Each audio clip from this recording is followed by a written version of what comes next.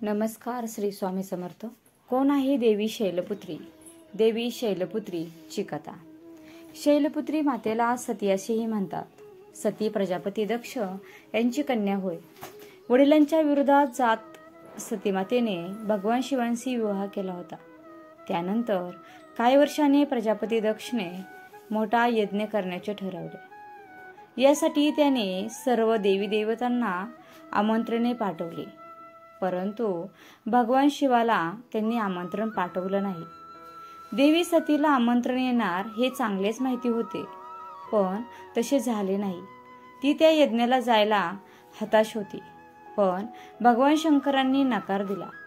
यज्ञाला जाण्याचे निमंत्रण मिळालेलं नाही आणि त्यामुळे तेथे जाणे योग्य नसल्याचे त्यांनी सांगितले. सती राजी झाली नाही आणि यज्ञाला जाण्यासाठी तिने पुन्हा पुन्हा आग्रह करतच राहिली. शेवटी श्रीहट्ट पुरवत शिवांनी सतीला तेथे जाण्याची परवानगी दिली.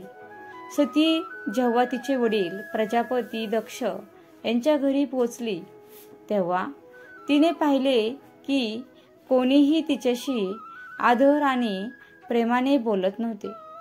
त्यांच्या इतर बहिणींचे कौतुक मात्र सुरू होते, पण तरीही सतीची चौकशी सुद्धा केली नाही. केवळ आईने सती मातेला प्रेमाने मिठी मारली. एवढंच नाही तर सतीच्या इतर बहिणींनी सतीच्या संसाराची थट्टाच केली. तसेच सतीचा पती भगवान शिव यांचाही तिरस्कार केला. खुद्द राजा दक्ष यांनीही त्यांचा अपमान करण्याची संधी सोडली नाही. आणि हे सगळे पाहून माता सती खूप दुःखी झाल्या. त्यांना स्वतःचा आणि भगवान शंकरांचा अपमान सहन होत नव्हता आणि त्यामुळेच रागाच्या भारात सतीने त्याच यज्ञाच्या अग्नीत स्वतःला झोकून देऊन आपले प्राण अर्पण केले. भगवान शंकरांना हे कळताच ते दुःखी झाले. दुःखाच्या आणि क्रोधाच्या ज्वलात पेटलेल्या शिवाने त्या यज्ञाचा नाश केला. त्यानंतर माता सतीने पुन्हा हिमालयात जन्म घेतला. हिमालयात जन्म घेतल्याने तिचे नाव शैलपुत्री पडले. माता शैलपुत्री नंदीवरती स्वार होऊन संपूर्ण हिमालयावर राज्य करत आहे. हा नंदी शिवाचे रूप आहे. कठोर तपश्चर्या करणारी शैलपुत्री माता सर्व वन्य प्राण्यांची रक्षक देखील आहे. शैलपुत्री मातेच्या उजव्या हातातील त्रिशूळ आहे, जे धर्म, अर्थ आणि मोक्ष यांच्याद्वारे संतुलनाचे प्रतीक आहे. तो शैलपुत्रीचे ध्येय स्पष्टपणे प्रतिबिंबित करतो. डाव्या हातात उमललेले कमळाचे फूल आहे.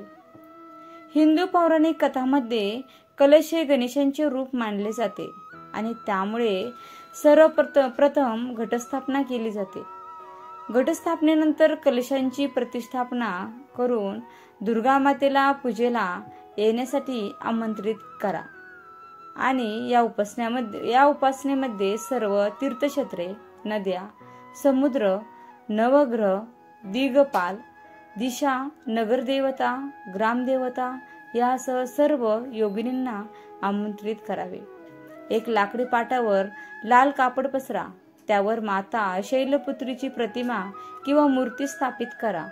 त्यावर कुंकू लावून शम लिहा आणि त्यानंतर हातात लाल फूल घेऊन शैलपुत्री देवीचं ध्यान करा. यानंतर भोग आणि प्रसाद अर्पण करून मा शैलपुत्रीच्या मंत्राचा जप करावा.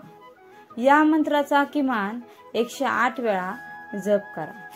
ओम शैलपुत्री देवे नमः. या मंत्राचा 108 वेळा जप करून त्यानंतर मातेच्या चरणी मनोकामना व्यक्त करून आईची प्रार्थना करून भक्तिभावाने आरती करावी.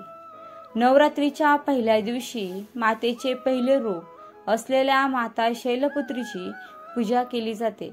या दिवशी उपवास केल्यानंतर मातेच्या चरणी गायीचे शुद्ध तूप अर्पण केल्याने आरोग्याचा आशीर्वाद मिळतो आणि उपवास करणारी व्यक्ती निरोगी राहते.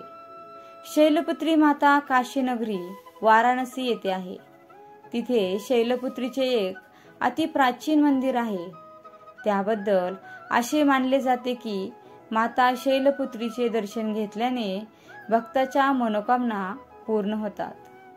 नवरात्रीच्या पहिल्या दिवशी म्हणजेच घटस्थापनेच्या दिवशी जो भक्त मा शैलपुत्रीचे दर्शन घेतो त्याच्या वैवाहिक जीवनातील सर्व संकटे दूर होतात असेही म्हटले जाते. धन्यवाद. श्री स्वामी समर्थ. व्हिडिओ कसा वाटला? व्हिडिओला लाईक, शेअर आणि सबस्क्राईब करा.